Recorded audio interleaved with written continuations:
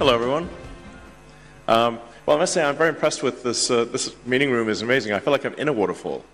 And it's really lovely here, and that was incredible, incredible performance. So I must say I'm quite delighted to be here this morning talking to you and to experience this wonderful event and everything that Indonesia has to offer. It's amazing being here in Bali in Indonesia. So, hopefully everyone saw the mangrove forests because those are very impressive. It's several 100,000 acres of mangroves that I think have been replanted, if I recall correctly. So there are a lot of great things happening in Indonesia and the rest of the world. Overall, I would say I'm quite sort of optimistic for the future. I think we should never be complacent or entitled, but I do think that if we're not complacent and entitled, that the future will actually be great for the world. And I think we're headed to a bright future overall. And with respect to water, I've always thought we call Earth Earth, but actually Earth is 70% water by surface area. So we technically, I think if aliens came here, and a lot of people think aliens have come here, because they're always asking me about aliens. They would name us water, because we are 70% water and only 30% land.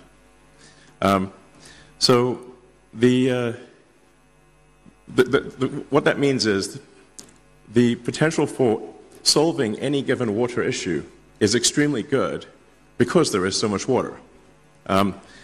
There's obviously desalination required at times and the transport of water, but desalination, as I think most people know, has become very inexpensive and so really the availability of fresh water is simply about energy and transport. So that's when I talk to even very well-read, very smart people in the United States, they will often think, well, the water crisis is unsolvable. But in fact, it is very solvable. There are continuing breakthroughs in the efficiency of desalination. And anyway, I think we've got a great water future ahead of us, and I think a great sustainable energy future ahead of us. Yes. So anyway, hopefully that is. I'm kicking things off on a positive note, but I think with good basis for doing so. Yeah. With that, I think the next section is really just some questions or Q&A. If anyone would like to ask me anything about anything, I suppose we should generally stick to the topic of water, given that it's the water conference. But I'm happy to answer other questions as well. I'm not quite sure how the logistics of question posing works, but you could just say a question. Sure.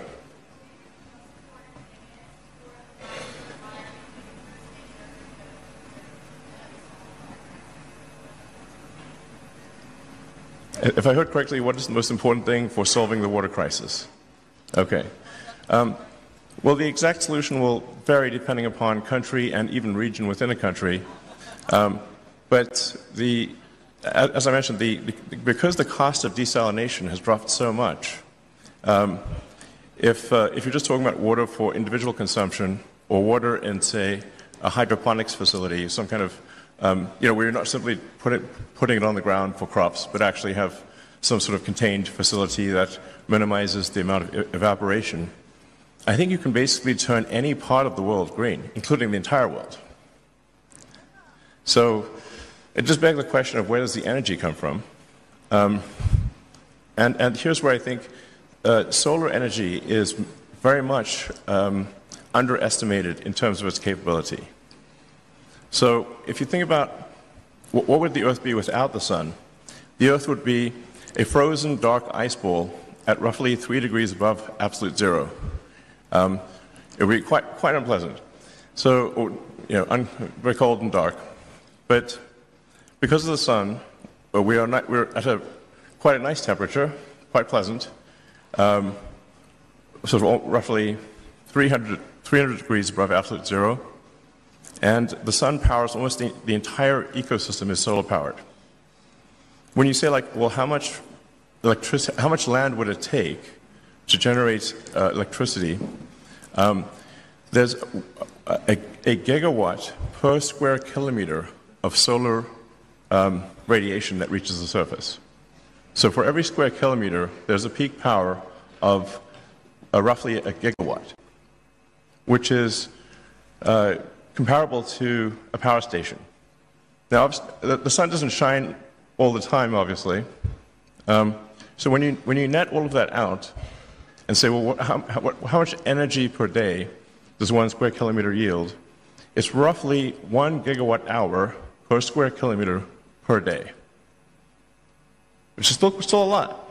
So, and if you do the rough math, to power the United States, which is a heavy user of electricity, would take less than a 200 kilometer by 200 kilometer solar array, power the entire United States. And if you drive through the United States, there's plenty of sections of the United States where there is basically no people. Or another way to think of it is a small section of the Sahara could power all of Europe, or the world. Now, I'm not saying you would be so concentrated in the placement of solar power, because it's better to be more distributed. But the sheer magnitude of solar power that is available is often not quite understood. But the math of it is very clear. So I really would strongly recommend sort of a solar plus battery combination, or wind plus solar, can solve all of the world's energy needs by a lot.